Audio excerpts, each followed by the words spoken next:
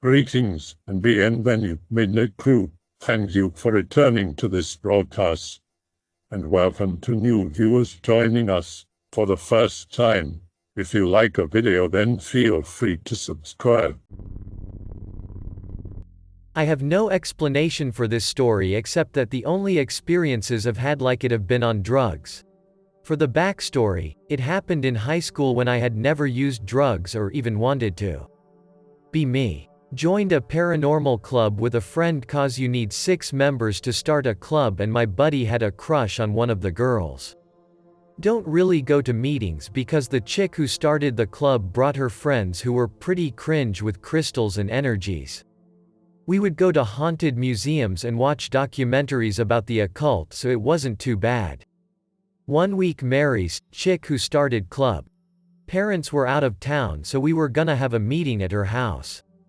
Mary and the others wanted to try some real magic, but I didn't really care, because while I loved all things spooky, deep down inside it was all LARP for me.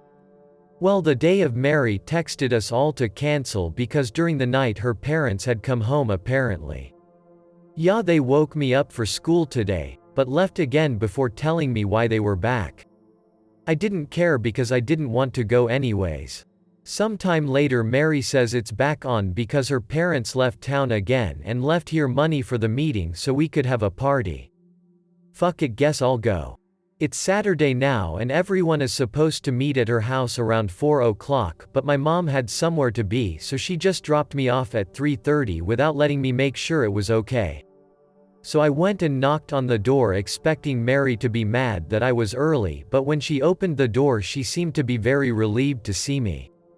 She just told me that she was bored and that I should have brought David, that's my club friend, forgot to tell you his name, and I told her my early arrival wasn't my choice. We were in her living room watching Ancient Aliens for about 10 minutes when her mom came in. Hey honey, the school called. How do you want your name written in the yearbook? I turned to Mary, but she had her couch blanket tightly over her head. And oh honey, when you do your laundry later, could you write your name on the tags? Once again Mary did nothing but pull a blanket over her head. Her mom then looked at me, I waved at her and she got an overly satisfied look on her face before walking into what I thought was a closet and shutting the door. Hey Mary, I thought your parents were out of town. No response. Is it just you, Dad? WTF are you doing? Those aren't my parents. I don't know who those people are. You mean those are just strangers? Why haven't you called the police? She took the blanket off and came over to me and with a hushed voice said, I didn't know they weren't my parents. They just keep trying to get me to say my name. At this point I'm very weirded out and confused. You mean like you're adopted? No, I mean I think they're demons. I think I summoned them. She walked over to the door her mom went in and opened it to reveal a very small closet that no one could fit inside of with the door shut. I tried something while my parents were gone and now these things keep appearing and I don't know what they'll do to me. She seemed genuinely terrified and I wasn't doing much better. Hey, let's just wait outside for the others to get here, I don't know how to handle this. I started to head for the door. Suddenly Mary grabbed out at me. Hold on. You gotta help get rid of them. My parents are gonna be home tomorrow. I tried to pull away but just fell into the hallway. Anand, please. Just then she let go of me and put her hand over her mouth with her eyes giving me the most, oh shit oh fuck, face ever. Anand? What a nice name. I heard a male and female voice simultaneously. I looked down the hall and saw Mary's mom locking eyes with me, seemingly crawling out of a cupboard. I looked down to the end of the hall to see a dark room with a shadowy figure in the doorway. It's good to hear our daughter has such good friends. The shadow and Mary's mom started to come my way before I squeezed my eyes shut and started to fight the air just to get back in the room. As I got past the barrier of the room right as I felt something otherworldly and cold slip up my pant leg. Started kicking and screaming to get it out, It started to feel like it was sliding in my skin, and just like that it was gone. I laid on the ground panting with my heart beating out of my chest and Mary apologizing my ear off. Mary took me to the bathroom and said she'd wait outside for me. I sat on the toilet feeling like death and my head swimming. And this is where the experience started to get drug-like, as scary as the part before this was. It was seemingly real, unlike the next part. I'm still in the bathroom when all of a sudden I don't know why I'm there or how long it's been, and just as quickly I know exactly where I am and why. I'm at David's house for a party. I walk out of the bathroom after checking my outfit. No one's around, but I hear music. The walls are different and every segment of the house has a different style or theme. The layout is nonsense, but it seems perfectly normal and everything seems more real than real life. I open the first room I come to and it looked like a rave. Inside was dark with lots of people and neon lights and way bigger than it should be. Everyone has exited to see me, but I need to find Mary first, but afterwards I should totally come back and party. Of course later, guys. So I go from room to room looking for Mary. Restaurants, crypts, fields. Anything could have been behind the door. It was all normal, real, and completely expected. After talking to a few more people in few more rooms, I find Mary's living room, walk in and sit down. I noticed that there was something different about Mary. No matter what way you put it, she was suddenly the definition of sexy and breathable. Just absolutely supple and beautiful. The only thing on my mind was getting intimate with her, and I knew she wanted me to. I don't remember what she was doing, I just got close to her and she knew. I started kissing and touching her. It was indescribable, like genuine human connection. And this is where the story ends for my direct experience, because I have no clear memories. After that it was like a dream where, despite being certain that something happened, I just have no context. I woke up in Mary's living room with David, Mary. They were talking like normal. I shoot up very confused and asked them what had happened last night. Honest to God, they didn't explain jack shit. All I know was that after some of the others got there, they were able to find someone that was able to help them. Apparently I was missing most the night and David was the only other person who knew the full extent of what had happened. But that's it, because no one has ever actually filled me in. No one but David and Mary actually know what all happened to me, and neither has ever told me something that didn't change or contradict what the other told me. At the time I was willing to believe that it had all been a dream, and even after waking up I was still extremely attracted to Mary. So I didn't question them too much at the time, which means that I'll probably never find out, since neither of them are still in my life. The only sexual experience in my life was likely not real. Not paranormal and probably underwhelming, but it's the best I got that's actually true. Be my mom. Be volunteering at a nursing home through church. Also be pregnant with me. Befriends an old lady in her 90s. Despite her age, the woman was almost always lucid, could hold actual conversations, and usually could remember things like events from her past and what they talked about in prior visits. Mom stops visiting to prepare to deliver me. A few weeks after I'm born, Mom goes to visit the old lady and decides to take me with her. Lady is acting just like normal. Mom shows me to her and lets her hold me. The woman exclaims, "Charlie. That isn't my name." Mom already told her my name. Mom creeped out, but lets her keep holding me because the woman looks happy and she doesn't want to be rude. Eventually the lady hands me back to her and Mom leaves. Mom comes back a week or two later. Finds out the woman's condition had rapidly deteriorated and she died. Mom runs into the lady's daughter, who is cleaning out her room. Daughter is kinda creeped out because her mother apparently never told her about my mom.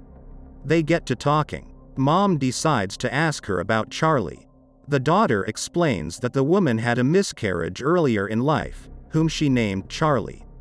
Family moved shortly after that. Mom never heard from the lady's daughter again. My face when some old lady thought I was her long dead son. be 12 years old. Sleepover at this lagoon near my house, complete with slides, water, grass, sand, and an open dock to take boats out to the lake nearby. Sleepover was for Cub Scouts. I wasn't in Boy Scouts, but my friend was, and he invited me to stay the night. 12 a.m. The witching hour begins. Start to feel the hair on my neck stand up. Feels like someone is watching me. Ominous vibes. Look across the lagoon toward the docks. See the light turn on. It's one of those motion sensing lights. It only turns on when someone is nearby. Also, it doesn't turn on for smaller animals like ducks or rabbits, only for larger sized animals like coyotes or humans. It turns off automatically after a minute. Feel spooked out. I went with my friend to talk to the guard at the entrance to the lagoon and tell him what's up. Guard is also perplexed as to why the light came on. The docks close at dusk. We decide to all walk over to the docks. Ominous feeling increases as we approach the docks. Search everywhere. Check everything. Can't find anything wrong except one thing. The one thing out of place is that the sales cabinet was unlocked. Guard told me that the cabinet is always locked, even during open hours for security reasons. Proceeds to lock up the cabinet. Head on back to the tents on the other side of the lagoon. Be back at the tents with my friend, having a friendly chat with some of the Cub Scouts' dads. Keep getting that feeling someone is watching me over by the docks, so I keep checking back. 1:15 a.m. now, prime witching hour time. Look over toward the docks at coincidentally the same time as my friend. Both of us see something move near the docks, between two short pillars. Whatever it was pitch black, had an amoeba shape to it, and it was maybe 5 feet tall and 6 feet wide. It moved very quickly between the two pillars, and I knew my eyes weren't playing tricks on me for lack of sleep because my friend saw it move too. Saw it move again between two more pillars. My friend didn't see it that time. Coincidentally, when the guard had to leave since his shift was over, the phantom popped out soon after. This has been the only confirmed sighting of a ghost, phantom in my lifetime. I've had weird paranormal experiences, reality glitches before, but they could all be rationalized in some way. This, however, still boggles me today. Spooky first-hand stories? This happened to me last night, and as it's almost time for me to sleep, I guess I'll spook myself a little. Around 12:45 a.m., about to sleep. Lying in bed as you do. Be about to fall asleep when I hear something outside. Semi-conscious, assume it's nothing. Hear footsteps around in my backyard. Kinda creeped. Decide to go look from the spare bedroom, since there's a view of the entire garden from there. Open the curtain and look out, there's someone stood there. Look of human shape, but whatever or whoever it is, they're super tall. At least 7 foot tall. They're just standing there slightly crouched, like they're looking into the window of the room I was sleeping in. Close curtains and go to the hallway to turn the outside light on. Make the mistake of turning the inside light on instead, which they see. Run up the garden. I'm confused by this, since if they were an intruder or robber, they'd have taken the same exit from backyard, as it's the only way in or out. Wall opposite the house is at least 8 feet tall, and the neighbor above have a garden on the top of their wall. To the left is another tall wall covered in ivy. They choose to run to the back wall rather than to the right where they must have entered. As they reach the wall, I turn the outside lights on. The tall person/shadow dude seems to fade in waves, hard to explain, like they're fading out in second intervals. Completely gone within about 4 seconds. Can't believe whatever I saw. Checked all the doors and closed my window in case it was a burglar, but I doubt that now. Not my story, but my late father-in-law's. be father-in-law. Growing up in rural area of Japan. Would constantly explore around the nearby woods. In July one day it was getting late, around 7 or 8, when he was heading home he noticed someone in the woods with him. It was this girl around his age at the time. She was dressed normally but didn't say anything, other than screaming to get help. Father-in-law runs back into town and tells the story about the girl screaming for help to his parents. They tell some nearby neighbors, who say they'll go look into it. In meantime, apparently parents are more concerned about seeing the girl than someone being in trouble. For about 3 weeks afterward, father-in-law would have a recurring nightmare about the girl where she's just screaming and instead of eyes there are empty black pits. Be about a week after nightmares stop being recurring, in the house one day. Father-in-law is in the kitchen making snack when he unmistakably sees the same girl in his house. Makes a run for it and locks the door, tells a neighbor and they search every corner of the house, but no sign of anyone else. One night this girl would appear in his bedroom, once again empty pits for eyes, but she disappeared just as soon as she had appeared. After a while of sightings he went to a Shinto priest in the town to explain what had been going on for some time. Priest tells him something along the lines of an evil spirit had followed him and is trying to ruin him. Priest performs a ceremony to keep the spirit at bay, not banish it, but it can't directly harm him. At around age 19, father-in-law moves into apartment in Kyoto and the sightings had been sparse, but one night he was watching TV. Heard a knock on his apartment door, opens it, no one. Looks down the hall and sees the little girl again. About 2 years after that of very sparse sightings, father-in-law immigrated to America with his wife. Timeline of this would have been 1987, I think. Be 1987-ish. Father-in-law and wife had come to America, living in California at the time. Father-in-law is working on cleaning up the house's garage when he hears the door to the garage open up.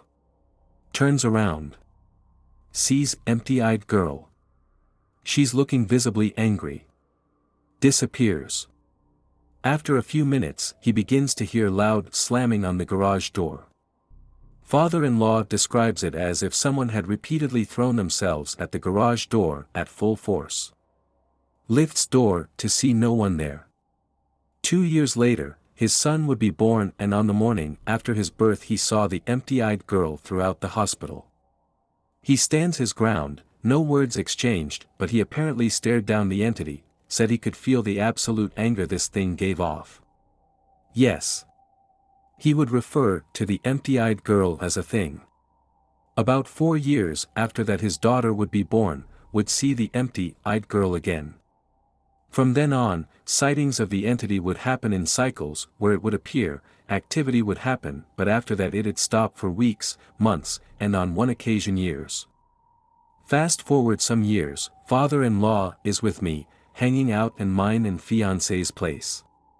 Says he sees the empty-eyed girl again, right out our window. He tells me the story of the girl and sightings of her, tells me he's sure that he'll have to face it when he dies. He apparently had seen her again on the wedding day in 2016. Father-in-law finally passed away last June, not of COF, but had a brain aneurysm immediately after winning a poker game with coworkers. 2 weeks prior to his death, he admitted to me he knew he didn't have that much time left and that it could possibly be waiting. Not me but my uncle. The uncle back in his early 20s. Southeast Kansas just north of the Oklahoma border. Living in tiny S-town, practically a village, no bank, post office, has only 70 boxes. Nothing to do except drink or fuck some dead-end hoes. Halloween day. Friend calls and says he's picked up 3 girls they know, and they're OTW, gonna visit some spooky places for Halloween. Aw fuck yes, Halloween.exe. They swing by in a shitty convertible held together with wire and duct tape. First place friend can think of is a ran-down barn a good 30 miles from the town. Barn served as improvised shelter/hospital for a small Confederate detachment to tend to their wounded. Legend goes Union soldiers found the Confederates and killed them all one by one in the middle of the night as they slept. Legend goes the barn is so haunted no one wanted it, so it sits abandoned in ruin. They show up to the barn, which is practically about to collapse, and go inside through a gaping hole in the side. Uncle pulls out shitty little flashlight to look around with and explore the piles of shit laying around. One of the girls lets out a little squeak and says she heard something coming from the other end of the barn. Uncle, trying to be alpha, says it's just a raccoon or mouse crawling around. Just as he finishes saying that, a clicking sound starts from right above them. Uncle spills spaghetti and whips flashlight up. Damn barn all looking down at them with big black eyes clacking its beak at them and hissing. Girls all scream as all swoops down and flies out a window. Bitches. Hour passes and nothing more to do at barn, and nothing spooky has happened. Girls say they want to go home because bitches. Friend convinces girls to check out another place with them before they go home. Places a particular field on the state border where lights are seen at night. Urban legend says if you go out at the middle of the night and whistle, a light will appear out in the rolling hills. Light is described as being approximates 7 feet off the ground, and appears several hundred yards out and floats towards you. The light is a torch of a group of Indian warriors long dead who respond to the whistle thinking they are being signaled by another warrior group to fend off lands from whites. Friend decides it's a perfect place to go to and see if the legend is true. Spend a good hour driving to this field on single-lane back roads. Girls are beginning to complain about how long it's been and whether or not they're lost. STFU.mp3. They arrive and know they are at the right spot based off landmarks. All get out of the car and friend whistles long and hard into the night. All stand in silence and look out into the fields barely visible by moonlight. Uncle doesn't believe the legend, so he doesn't expect anything to happen.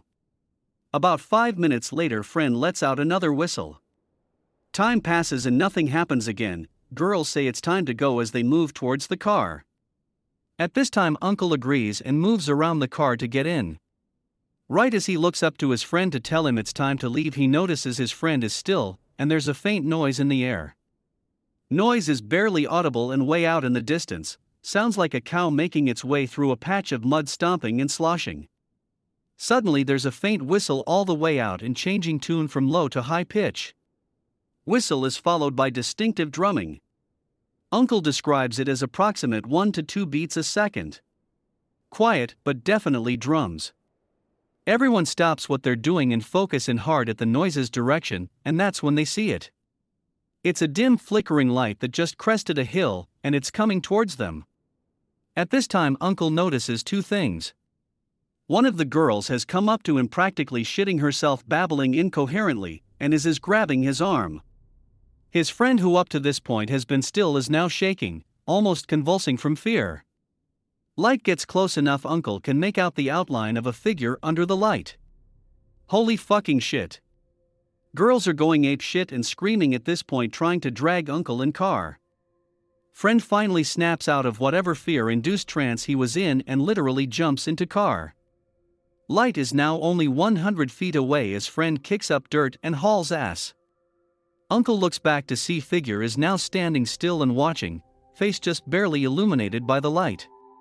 Speed back to town doing no less than 30 over the limit.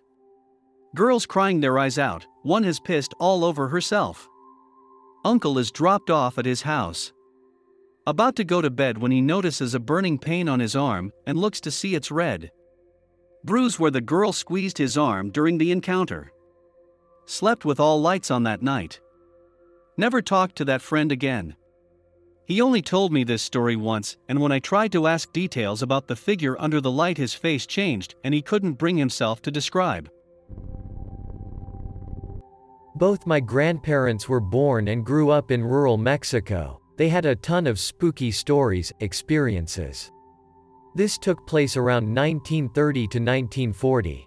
Grandpa lives on a farm outside the main village. He is around 12 by this time. It is night around 8 to 9 p.m. No electricity, only candles and oil lamps, so it was dark. The whole family is inside waiting for dinner. For no apparent reason, Grandpa started to feel off. He describes it as feeling worried. The sensation increased, the environment felt heavy. Not only that, but he saw how the whole family felt similarly. Sisters played quiet instead of being loud. His mother looked off as well as father. The sensation increased up to the point there was no other sound, no crickets or wind blowing. Suddenly there is someone knocking the door. This is weird. As my grandpa explained to me, no one used to knock doors in his village. If they know you, they will whistle or shout out your name, and as this is a small village, everyone knew each other. Also, dogs are not barking or making any noise. They had around 5 dogs to protect the property. Great-grandpa checks from the window and opens the door. Grandpa tries to peek and hear. There is a girl early 20s with a little boy around 8. Grandpa recalls the conversation was about the girl and little boy being lost and needing help. Great-grandpa questioned who they were, where they were from, etc. Great-grandpa is acting weird, taking too long to reply to the conversation. Great-grandma is puzzled by this and peeks from the window. Screams and tries to pull great-grandpa inside. Great-grandpa is big, and she cannot move him. He seems to be in a trance. Great-grandma slaps him. Great-grandpa is a tough woman punching motherfucker Mexican macho men. Great-grandpa snaps out of its trance and gets inside. Kids are now scared of grandpa, thinking he will punch everyone. But both my great-grandpa and grandma are terrified. They start praying and asks kids to do the same. Girl outside say nothing and they can hear her walking away. Great-grandpa is in shock. Minutes alter, they have dinner in complete silence and go to sleep. Grandpa recalls seeing terror in both their parents. Great-grandpa was a tough man, had fought the Mexican Revolution and enjoyed killing, shooting bandits that had tried to raid his property. This terrified grandpa. He had never seen his dad like that. Next day, grandpa does not dare asks his parents what happened. Grandpa is sent downtown for supplies. There are people already talking about the same stuff.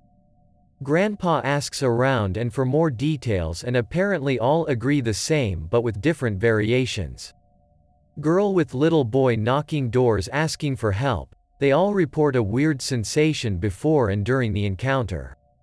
Some people state they had no yes. Others say they were floating or that they even had horns and shit like that. Grandpa does not remember those details as it was dark when he peeked, but it makes sense why their parents were terrified. Grandpa is scared and goes to great-grandpa to tell everything he heard. Great-grandpa is mad and tells grandpa not to talk about it. Talking about the paranormal only strengthens them and calls them.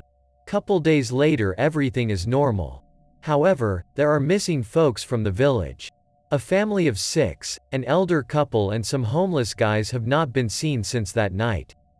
The houses were empty with rotten food still on the dishes. They look and ask around for them in other villages, but there is no trace of missing people. My grandma was around 3 when that happened, so she doesn't remember it, but their parents and family told her about that night. It is still remembered among people in the village and they all believe it was some sort of devil. Over time, the version of the incident changes depending on who you ask, but it is still weird how several habitats experience something similar. Also, a story from my grandpa. My grandpa. Family uses oil lamps during the nights. Grandpa is told to go downtown to get more oil for the night. Grandpa forgets about it and keeps messing around. It is getting dark and parents are pissed he didn't go. He is told to go anyway or else. The main village is around 1 hour away and there is only a dirt road. Grandpa goes in plain dark. He is freaked out because of all of the spooks people talk about. He is not even halfway when he hears movement in the bushes. Grandpa was spooked already, so he just ran away towards the village. When got tired, he looked back and could not see a thing. He keeps looking back from time to time. Sees something black on the dirt road just where he was seconds ago. Thinks it is a shadow from one of the trees. Keeps walking fast because he is still spooked. Turns back, it is there again, it seemed to have moved. Grandpa runs again and reaches a slope, goes past it and looks back, it is not there. Grandpa relaxes and keeps walking, looks back at the slope where trees do not block the moonlight and it is there again. It was in the slope. Grandpa describes it as just a black mass, blob, not particularly big but big enough to be a threat. Now he saw the blob moving fast towards him. Grandpa kept running and looking back for a while. There was always this thing following him but never seemed able to get him. Grandpa was scared nonetheless and kept running. He got to the village, it was illuminated and saw people so he relaxed. Went to the general store to get the oil on a canister he had. Now he had to go back, there was no other road to go home. He had to go walk the same road again or go through the woods and bushes. Thinks for a while and decides to check first the dirt road. Goes through it slowly. The thing is nowhere to be seen. Keeps walking while looking back each couple of steps. Looks back and out of nowhere the blob is at him again. This time it is closer and manages to get a better look at it. The only detail he could see before GTFO was that it had heavy thick hair. And it was using it to displace, crawl like thousands of extremities if that makes sense. Grandpa describes it as similar to pick related, only it didn't have the elongated shape of a worm, it was more rounded like, and the hair, extremities were not pointy. Granddad tries to run as fast as he can but forgets he is carrying the canister. If he spills the oil, he will be in a lot of trouble. Goes as fast as he can without spilling the oil. The blob is getting closer as he cannot run now. He can hear the sound of thousands of thick hairs moving through the dirt. He also remembers a heavy stench that made him gag and almost puke. Granddad could not resist all those sensations at the same time. Placed the canister next to a tree and ran all the way home. When he got home he puked. Grandparents were pissed because of the oil but were also concerned because of the state Grandpa was. Decide to go through the night without oil and check the next day. Next day Granddad goes to the dirt road with his dad.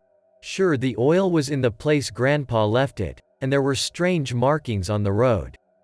Great-granddad believes Grandpa because why would he leave the oil there knowing that getting home with it was a guaranteed beat up. Both my grandparents moved out to the city around the 60s. Fast forward to the 80s. My mom is visiting family the same village. There is now electricity. Mom and some aunts go to church. Pass next to a corn crop field. When they go back from church they see something black on the road. They thought it was a pile of trash or some black bags someone left there. They got closed. The thing seemed to notice them and moved or crawled towards the crop field. They could not get a good look at it but it seems to match what Grandpa saw. A story from the same village about my great-great-grandma I was told. She was born around 1900. Seen and lived through a lot of shit. Parents and siblings killed or kidnapped because of war, internal conflict. Lost sons and daughters as well. There were for sure more fucked up shit she lived but my family would not tell me or even know. Because of that she was really tough and hardened by life yet sweet and kind. She was around 60 when her youngest kid got married. She moved out of the house she was living in so the new couple can move there. She asked the rest of her kids to build a little house for her. In a couple months they built a small house near some crop fields as she requested. She lived there for several years until she was near her. Everyone disliked her living there, because it was secluded and she was all on her own. She enjoyed it nonetheless. She was very religious and was never afraid of the spooks despite experiencing some shit. One night at around 4 p.m. she arrives at the house of one of his sons. She was terrified, pale and shaking of fear. Could not even talk about it. Next day she was able to speak and told everyone she was never returning to the small house she loved so much. Didn't want to tell what happened, she just said she saw something paranormal, spooky. Never talked about it again. She died never telling anyone some years later. The whole family wonders what she could have seen to be that spooked. Well, this happened about 7 hours ago. Be me. Live in a rural area. Go to my Inawoods cabin. Cabin is actually surrounded by fields in each direction, about 100 m to tree line. A line of trees splitting the fields runs right behind my cabin. Sitting inside cabin. Minding my own business, scrolling my phone. Suddenly hear 4 or 5 crunchy footsteps at the tree-lined side of my cabin. Freeze. No windows towards that direction, so can't see shit. Hear nothing for about 20 minutes while listening to every silent sound. Hear 6 more steps, same location, different direction. Almost shit pants. Wait for an hour while doing intense listening. Decide I'm going to stab the fucker with a knife if it comes down to it. Start doing my shit again. Refuel wood stove. Drink coffee, eat ramen, spend time. Is almost 2 a.m. now, 3 hours ago, a few hours after footsteps, pitch black outside, no moon, only stars. Pack my shit. Go outside. Check the spot of noises. No tracks of any kind. Pure clean untouched snow. Leave. I've now returned to my actual place of residence. It's 5 a.m., and I'm gonna go to sleep this afternoon today. Tell me what makes a sound of taking clear crunchy footsteps in snow while not leaving any tracks. Didn't check the roof for tracks, because only just thought of that, and it would have been kinda hard too. No surrounding tracks near the cabin either. Closest were some few day-old deer tracks about 25 meters away from the cabin. Alright. I woke up in a good mood and had a good coffee. I feel like letting this one out. This experience has haunted me for years, and is the reason I can't sleep in the dark or if there's creaking and feet stomping. So, a couple of years back, I think in 2016, I was in a scouts group, had been since I was 6 years old. There were 5 tribes of 6 kids among us. I was the guide of my tribe and the guide amongst guides. The only people above me were the adults, of which there were 3. In comes late autumn comes and we are preparing to go on our bi-monthly camping trip. It's scheduled to next Saturday, so we spend most of our Friday after school preparing. In comes Saturday morning and a storm hits us. Well, we've already taken out all of our tents and shit. Guess we'll have to camp at base. Now, there's some things you need to know. First, our base was at the back of our local church, since we were a Catholic Scouts group, and where we would keep all our tents, poles, tools, etc. Second, the church connected to 2 schools in the same block. One of these schools is the one I went to. The other one was much bigger and private.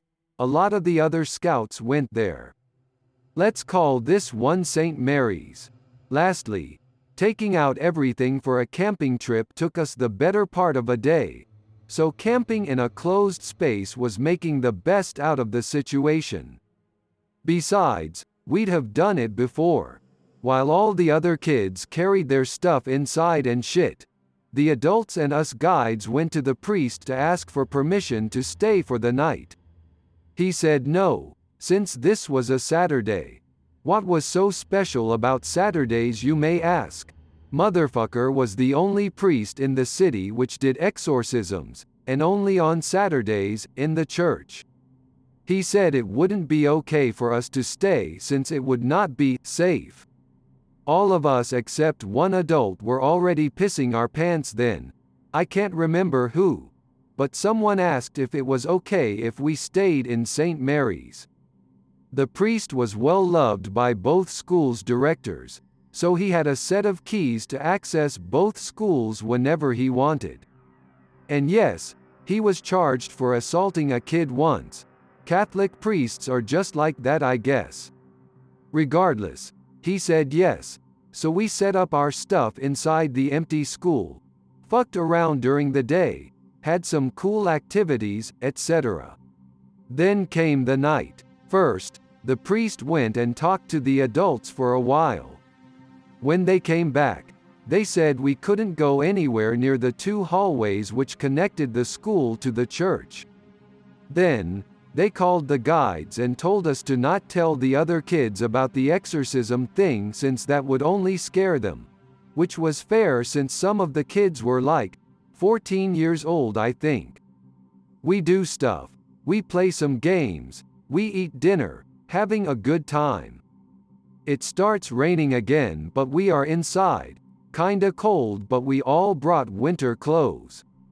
Everything's nice, and oh shit, the lights in the bathroom are flickering. Some other kids went to check, and as soon as they entered the bathroom and the flickering stopped. Then, when they left, the flickering began again. Weird. But I was already eyeing the other guides. Fast forward an hour. We are having some free time and I want to talk to my tribe about how some of our projects are coming along, so I'm looking for my tribe's members. Going about, I see that in one of the connecting hallways there are 3 or 4 kids, one of which is one of my tribes, pressed against the hallway door. Fuck, this is bad. Oh shit, this idiots are gonna get possessed, I thought. So I yelled at them and told to stay away from there like the adults said. They started to back and then we all heard it. A muffled, howling scream. I seriously can't put into words, it was horrifying. It sounded like pure sheer terror, as if someone was dying. We all ran away like the cowards we were and went to where everyone else was. Obviously, they were all screaming about it and pissing their pants, and the adults had to calm them down and tried to keep things under control. Most of the other kids were either laughing or they didn't believe them. Once they settled down, one adult came to me to ask if it was true and I told her so. After that, we went to bed. Since we couldn't put up our tents, we went to sleep in the auditorium. Dunno how it's spelled, not an English speaker, sorry. We were all sleeping together atop the stage. The adults were sleeping somewhere else nearby, since they legally can't sleep in the same place as us. The storm had picked up once again and the exit door was wailing hard. We thought it might come out its hinges. Also, we guessed there was a leak somewhere since we could heard water leaking under the stage. So, we stayed up for quite a while, talking dumb teen shit. From then on, the worst started to happen. While we are fucking around, one of my friends starts shushing us and says, "Guys, look at the backstage light." Atop the stairs leading backstage, there's a little light bulb. When I looked at it, it was turned off. Then, a few moments later it turned on. Then off. Then on, and so on. It wasn't like flickering or dying out. It was consistent, like someone was pressing the light switch. Except the light switch was a few meters below the light. We were seeing it. He said he had been watching it for a while now. Right around then one of the girls started freaking out, and we all calmed her down, said it was nothing. But it sure was fucking weird. After we all noticed it, it turned off for the rest of the night. We all had trouble sleeping, so most of us were still awake but laid down on our sleeping bags, head against the stage's floor. I was sideways, so I had my ear against it, and I heard it. Footsteps, like someone was walking around under the stage. Not like a rat or a small animal. The thud-thud a human does when it walks, at about that pace. Me and a couple of others fucking bolted up and started screaming. One of the girls was crying. We were all losing our fucking minds. The adults came running and tried to calm us down. We all yelled there was someone under the stage. They went and checked and saw no one. Although, they were really on edge. They saw how scared we were. So they told us it must have been a cockroach knocking something or a rat. We knew what we heard, but when we had calmed down they left. We were all scared still, so some of us started huddling together, holding hands and stuff like that. One guy was with his little brother and he left him sleep inside in bag with him. You know when you are in the dark, wide awake and you have nothing to do? That moment when a minute feels like an hour. We had prepared to go to sleep at around 12, and I felt that it was almost morning. I asked the girl next to me what time it was, and she said it was 3:33. The other girl next to me, the same one who cried with the lights, started losing her shit again, saying it was the witching hour. I was pretty much about to shit myself, along with everyone else. A low panic started to brew. Then, one of the guys said, "Maybe there's a ghost that's fucking with us." We all started talking. "Nah, we are close to a church though. I dunno. I heard sometimes the chairs move when no one's around, shit like that." I don't know who, but someone said, "Hey, let's tell the ghost to leave us alone." I started thinking about that. Thought about all the horror movies I'd watched and what I'd read about ghosts and shit. So I said, "Is there anyone here?" And the storm stopped. Not like it died down. Not like the strong rain and wind gave out slowly. As soon as I finished that sentence, the storm stopped. In that moment I experienced my first fight or flight response, and I was paralyzed. That shit was unnatural. Later everyone told me it was the same for them. They all stood as still as possible and didn't speak. Some said they wanted to scream or cry and they couldn't. After a long while of silence, I asked again, and something slammed the exit door. The bang was so loud a couple of us perked up, and like that everyone started panicking, crying, screaming. Thinking about it now, I feel like in that moment something like primal was inside me. That feeling when you see something blurry go by your vision, or you see a weird shape in the dark, and instead of being afraid your mind is trying to puzzle together, what the fuck is that? That's what I was feeling, even more so than fear. Clearly we were experiencing something unnatural, but what? I shushed everyone, and after a few minutes of thinking in silence, I said, "If there's someone out there who can hear me, make a noise." As soon as I said that, we heard footsteps in between the seats. Me and a couple others looked and we couldn't see anyone. It was 2 footsteps. Sounded like someone with no shoes and wet, hard stomping. It started at the last row of seats. I think everyone else started to feel the same as me, scared but confused. I thought for a bit, wanting to prove whether it was some weird noise or if it was really someone. So I said, "If you are still there, make another noise." Then the door banged again, twice. Thud, thud. From the back rows of the seats to the door there were a good 10 meters. There's no way someone ran to the door to bang it in the time it took me to say that, let alone not make any other noise. I could hear some of the kids sobbing, but no one spoke. I leaned against my friend and told him to say something like that, and he asked for noise. Nothing. Then I asked again. Footsteps. After that, I had an idea to ask it questions. I said, "Stamp your feet for yes. Bang the door for no. Can you understand this?" Then we heard footsteps. I asked it if it was alive. It banged on the door. Nowadays, I can recall that night and figure out I was playing the candle game. But in the moment it didn't even come to me that was what I was doing. To be fully honest, I didn't believe much in the paranormal up until then. I spent the rest of the night asking yes or no questions, and gathered a lot of info. It said to be a girl from that school who self-ended herself, not in the school, who was alone, sad and cold, but not in pain.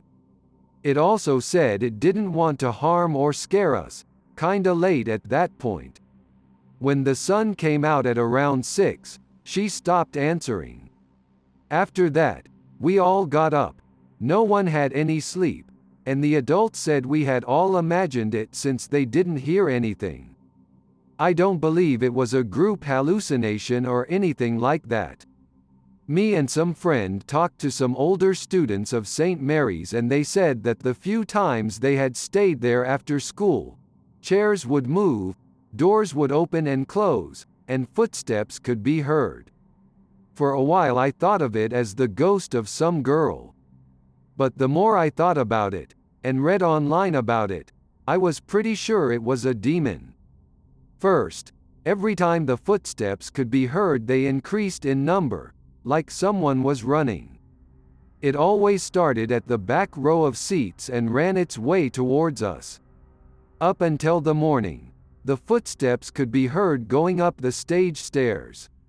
Second, ghosts can't fucking bang doors as hard as that, and stop a full storm. They don't have that kind of power, I guess. I believe either some random demon or the one that got exorcised right next to us was stalking us, and everything it answered was a lie. To this day, if I hear creaking, banging or footsteps while trying to sleep, I get really anxious and scared. I either have to sleep next to someone to feel safe, sleep with the lights on, or not sleep at all.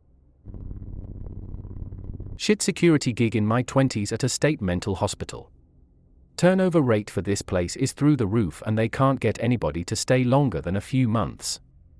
Whatever, need the money and overnight gig because of college. Boss is an insomniac and likes to check up on me every now and again throughout my shift. In charge of watching over the medical ward that does not house any long-term patients, different wing. Part of my duties is to make hourly rounds and punch a time clock at each point as well as shut off the lights from the cleaners. First night as a shit rent-a-cop and I am doing my rounds and shutting off the lights. Get back to security office to read and study for school. Walkie goes off and boss says he just drove by and lights are still on, do your rounds anon. WTF.gif. Another walk around and sure enough, lights are back on. Cleaning crew must have been late. Huge building with multiple entrances and exits, so I wouldn't have seen cleaning crew since they already have full access to building. Shut off all the lights again and head back to security office and settle in again with my studies. An hour or so goes by and walkie chirps again. Boss says he drove by again and I missed some lights. You'll get the hang of it, he says. WTF intensives.gif. Second round of the night and sure enough some lights are on while others stayed off. Should I finish the rest? A lot of things happen to me here at this hell portal. Work overnight security at an industrial complex. We're in a rural area. Sit in my security shed most of the time with a few patrols. Happens randomly, but groups of birds, 10 to 30 mostly, but had a time when there was over 75, would follow me around on patrol. I'd get out of my shed and they'd be on the roof of a nearby building. They just stare at me. They don't caw or whatever you call birds barking. After I move far enough away, they fly to a closer building and stare again. Rinse and repeat. Also have the occasional woman-sounding screams, but have been told it's probably just a fox or mountain lion. I forgot to mention, but my employer said while they won't provide me one, they will allow me to carry a firearm at work. I'm not a lawyer or security expert, but I think that's pretty rare since employers don't want the liability risk of their security guard shooting someone or themselves by accident. I didn't carry a gun with me to work until this happened one night. In my security shed. Cameras are all clear. Time for my patrol. Nothing out of the ordinary. Head back to my shed. Can see from a distance the lights are off. Huh? Couldn't have lost power since the lights on the paths and other buildings are still on. Walk towards my shed. Do a 360 of it at a distance. No tracks or anything. Go in. The light switch is clearly turned off. Flip it. Lights back on. Weird. Time for another patrol. Lock the shed door this time. Everything is fine. Go back to my shed. Lights are out again. Okay, now someone is fucking with me. Door is still locked. Unlock it. Light switch is flipped to off. Turn it back on. Only another security guard or high-level employee would have a key to my shed. Get on radio. Whoever is here, stop messing with me. No reply. Shed windows have rolled down shutters, that's another story. Creeped, so, shut them. Decide no more patrols for the night. About 3 a.m. Notice on one of the cameras that light goes out on a storage shed. Shed is the furthest one away right by the tree line. Fuck it. Wait till 6 a.m. when people start trickling in. Get another employee to go with me. The shed has big 15-foot doors and they are open enough for someone to walk through. They are not locked, but it takes effort to open them, so it has to be deliberate. Nothing is missing. Start bringing a gun with me after that. Be me, 21 years old. Roommate's cousin is going off about a demon presence in the apartment. All scoff, whatever, go back to smoking pot. That night, have the most utterly terrifying panic attack. Writhing on the ground uncontrollably. Convinced I'm going to die. Lasts about 18 hours of waves of terror and anxiety, fading to numbness. Swear off all drugs. Brain can't handle any stimulus. Just being sober is hard enough. Feel dead inside. Month later, I have the first dream I can remember waking up from in years. In dream, I am on a highway interchange. Very busy, fast cars, nothing but concrete and barricades. Around me are 10 to 20 dogs of various sizes, shapes, and colors. Realize what is going on. Start desperately trying to save all the dogs from the impossibly fast traffic. Wake up yelling at 3 a.m. to the sound of crashing glass and screaming dogs. Spend next day spooked out of my mind. Can't eat, keep crying, basically huddled on the couch watching cartoons and trying to find a happy place. That night, an old friend comes over. Never saw him much, because his girlfriend didn't like us. This time, she was with him. All, WTF. He comes in, packs a bowl, and starts to tell us about what happened to him last night. He says he had just gotten home. Dog jumps out of car. Goes to sniff front yard. No leash, front door is nearby, trust was established. Suddenly, dog looks out the fence that surrounds the neighborhood. Looks at our friend. Friend says, with the most wicked grin, dog darts out between the fence posts. Friend has to go around, because he is not a little dog.